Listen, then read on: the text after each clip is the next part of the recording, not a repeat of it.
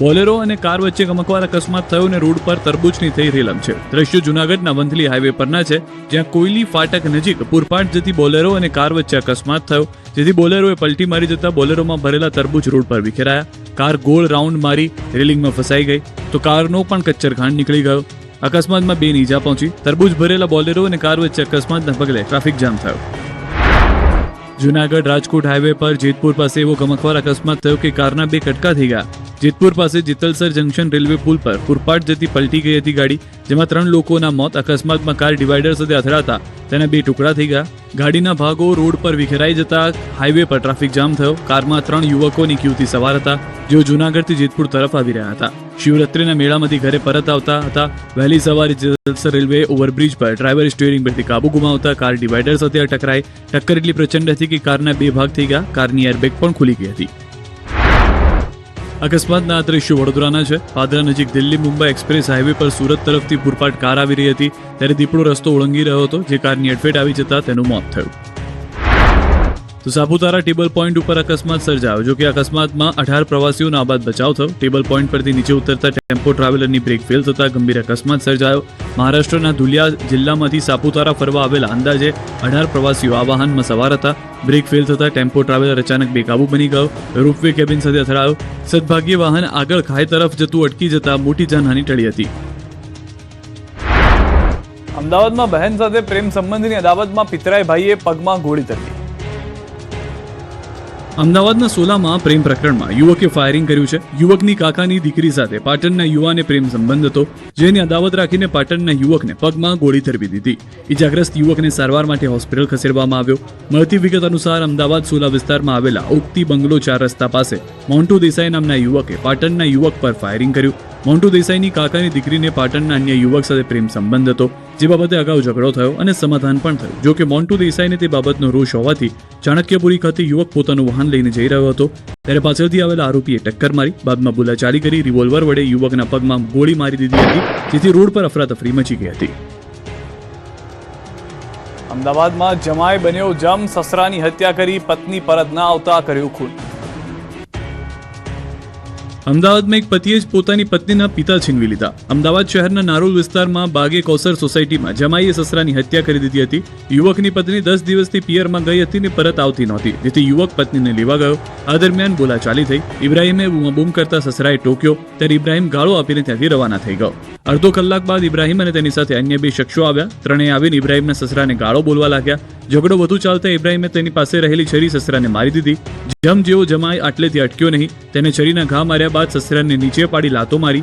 ઇજાગ્રસ્ત સસરાને સારવાર માટે હોસ્પિટલ ખસેડવામાં આવ્યા, જ્યાં સારવાર દરમિયાન તેમનું મોત થયું. બનાવની જાણ થતાં જ પોલીસ પણ ઘટના સ્થળે પહોંચી હતી. જસદણના શિવરાજપુર કોળી યુવક હત્યા કેસમાં 5 આરોપીઓની ધરપકડ. સમાજે વિરોધ કરતા મંત્રી કુંવરજી બાવળિયાએ સમજાવ્યા. રાજકોટના જસદણ શિવરાજપુર ગામે થયેલી ચકચાર કોળી સમાજના મોભી છગન ઝાપડિયા હત્યા કેસ મામલે હાલ ઘેરા પ્રત્યાઘાત પડી રહ્યા છે.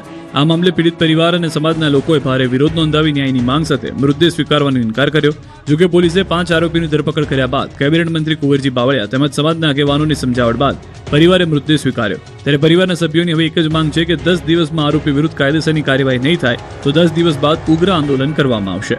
મહત્વનું છે કે જસદણના શિવરાજપુર ગામે 4 ચોકડી નજીક રામદેવ પીરના મંદિર પાસે તાજેતરમાં છગનભાઈ વિઠ્ઠલભાઈ ઝાપડિયાની છરી મારી હત્યા કરાઈ.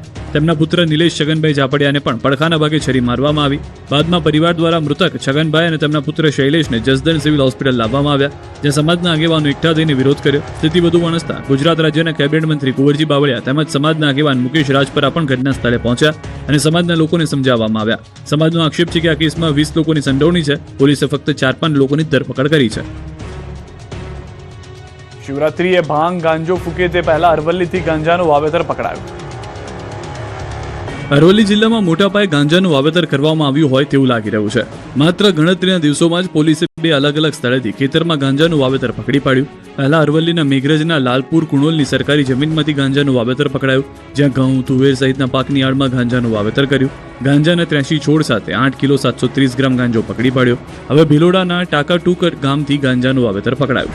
ભિલોડા પોલીસે અરવલ્લીના ભિલોડાના ટાકાટુકા ગામના ખેતરમાંથી ગેરકાયદેસર ગાંજાના છોડ ઝડપી પાડ્યા. 23 જેટલા ગાંજાના છોડ ઝડપી પાડ્યા, જેમાં 9 કિલો 700 ગ્રામ ગાંજાના જથ્થા સાથે એક આરોપીની અટકાયત કરવામાં આવી.